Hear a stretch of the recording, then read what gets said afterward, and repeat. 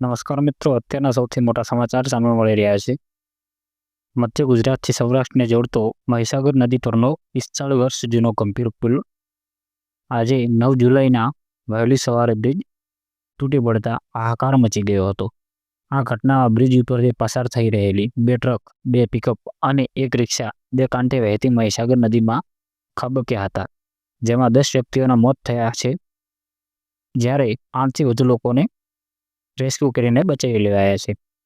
આ ઘટના બનતા જ મુદપુર સહિત આસપાસના ગામના લોકોના ટોળા સ્થળ ઉપર ઉમટી પડ્યા હતા.